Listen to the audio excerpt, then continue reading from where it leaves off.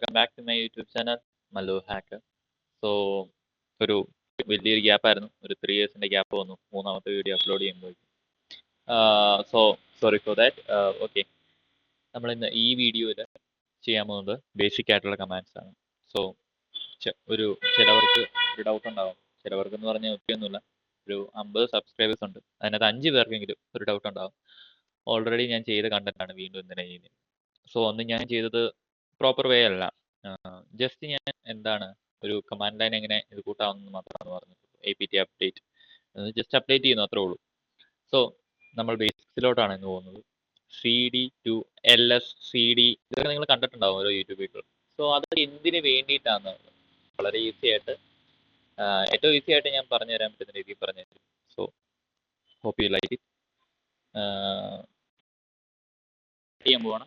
So ഞാൻ use ചെയ്യുന്നത് കാലിനിക്സ് ആണ്, തെർമിക്സ് അല്ല. തെർമിക്സ് യൂസ് ചെയ്യുന്നവർക്കും വീഡിയോ കാണാം, കുഴപ്പമൊന്നുമില്ല, ചെറിയ ഡിഫറൻസേ ഉള്ളൂ. കാലിനിക്സിൽ ഏത് ഇൻസ്റ്റാൾ ചെയ്യണമെങ്കിലും APT അടിക്കണം, അത് തെർമിക്സിലാകുമ്പോൾ PKG, ജസ്റ്റ് അത്രേ ഉള്ളൂ. ബാക്കിയുള്ള ഹോൾ ഡിഫറൻസ് ഉണ്ട്. തെർമിക്സിൽ പ്രീ ഇൻസ്റ്റാൾഡ് ആയിട്ട് ഒരു ടൂളും വരുന്നില്ല, കാലിനിക്സിൽ എല്ലാ ടൂൾസും പ്രീ ഇൻസ്റ്റാൾഡ് ആണ്. ഈ കാണുന്നത് എല്ലാ ടൂൾസാണ്, അതെല്ലാം പ്രീ ഇൻസ്റ്റാൾഡ് ആണ്. ഓക്കെ, സോ നമ്മുടെ വീഡിയോയിലോട്ട് പോകാം.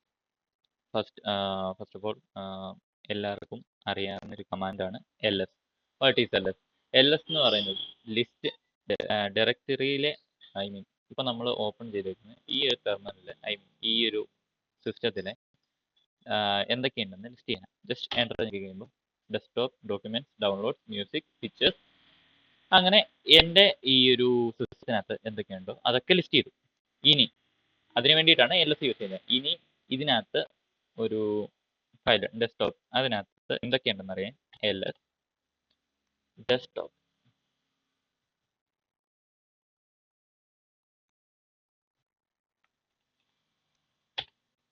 സോ ഇതിൻ്റെ ഡെസ്ക്ടോപ്പിനകത്ത് എന്തൊക്കെയുണ്ട്?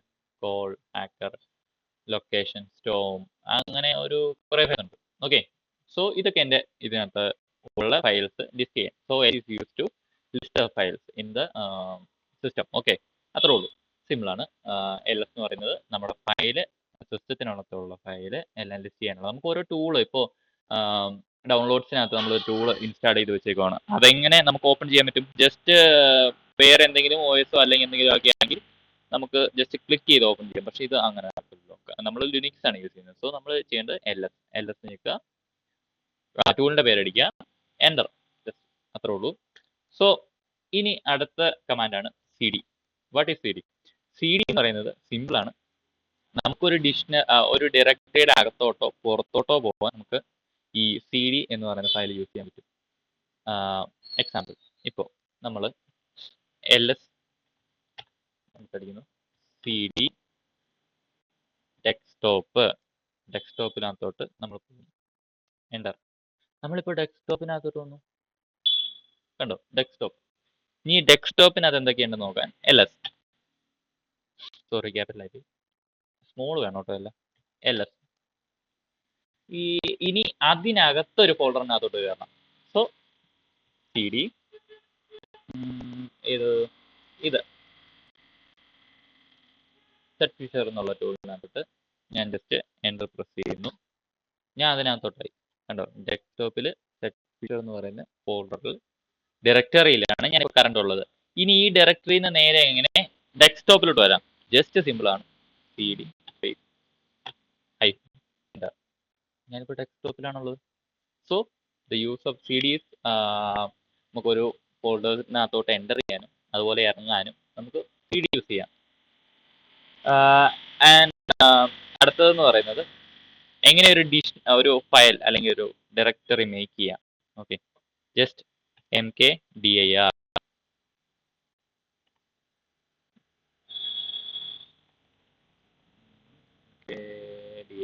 മല്ലു CKER. ഓൾറെഡി ഒരു ഫയൽ ഉണ്ട്.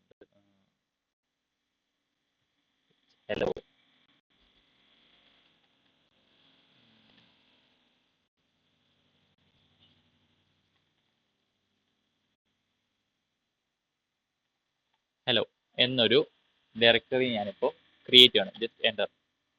സോ ഇപ്പോൾ ഡെസ്ക്ടോപ്പിൽ ഓൾറെഡി അങ്ങനെ ഒരു ഫയൽ അല്ലെങ്കിൽ ഡയറക്ടറി പ്ലേസ് ആയിട്ടുണ്ട്. ജസ്റ്റ് നമുക്ക് നോക്കാം. ls സോ ഹലോ ഹലോ ഈ ഹലോയ്ക്കകത്ത് എന്തുണ്ട്? cd hello എൻ്റർ അടിക്കുന്നു, ഒന്നുമില്ല. കാരണം ഞാനത് ഇപ്പം ജസ്റ്റ് ക്രിയേറ്റ് ചെയ്തോളൂ.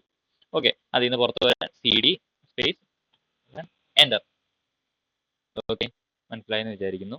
ജസ്റ്റ് mkdir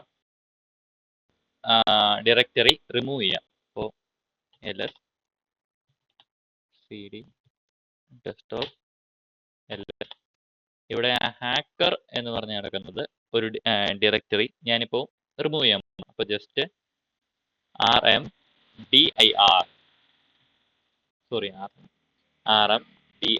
റിമൂവ് ഡിക്ഷണറിയുടെ ഷോർട്ട് ഫോം ആണ് അത്. Okay, HACKER hacker enter.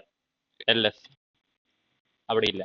So അത്ര സിമ്പിൾ ആണ് ഒരു ഡിക്ഷണറി ഡയറക്ടറി റിമൂവ് ചെയ്യാൻ. ജസ്റ്റ് ഒരു ഇത് ക്രിയേറ്റ് ചെയ്യാൻ എത്ര സിമ്പിൾ ആണോ അതുപോലെ തന്നെയാണ് റിമൂവ് ചെയ്യാൻ. rmdir remove dictionary. സോ അത്രേ ഉള്ളൂ. ഇനി അടുത്ത വരുന്ന കമാൻഡ് ലൈൻ എന്ന് പറഞ്ഞു കഴിഞ്ഞാൽ ഹിസ്റ്ററിയാണ്. ക്രോം ഹിസ്റ്ററി അല്ല, കാലിയിലെ അല്ലെങ്കിൽ നമ്മുടെ ടെർമിനലിലെ ഹിസ്റ്ററി. സോ ക്രോമിലെ ഹിസ്റ്ററി ഒന്നും ഓപ്പൺ ആക്കാൻ പറ്റുന്നതാണ് ശാസ്ത്രം. HISTORY ഹിസ്റ്ററിന്ന് നമ്മൾ എൻ്റർ പ്രസ് ചെയ്യുമ്പോൾ ഞാൻ ഈ ഒരു സിസ്റ്റം യൂസ് ചെയ്യുമ്പോൾ തൊട്ട് ഇന്ന് വരെ ടൈപ്പ് ചെയ്ത ഓരോ കമാൻഡ്സും കമാൻഡ് ലൈൻസും ഓരോ ടൂൾസിന്റെ പേര് ഉൾപ്പെടെ എല്ലാം ഇവിടെ ഹിസ്റ്ററി ചെയ്തിട്ടുണ്ടാവും. ഓക്കെ, സോ ഹിസ്റ്ററി എപ്പോഴും ക്ലിയർ ആക്കി വെക്കണം. അതൊരു നല്ലൊരു കാര്യമായിരിക്കും എന്ന് തോന്നുന്നു. ക്ലിയർ, ഹിസ്റ്ററി ക്ലിയർ ആയാലേ ഞാൻ പേജ് ചെയ്തോളൂ. ഓക്കെ, ഇനി അടുത്ത ഒന്നാണ് നമ്മുടെ കറണ്ട് IP അഡ്രസ് എങ്ങനെ കണ്ടുപിടിക്കാം. സിമ്പിൾ ആണ്.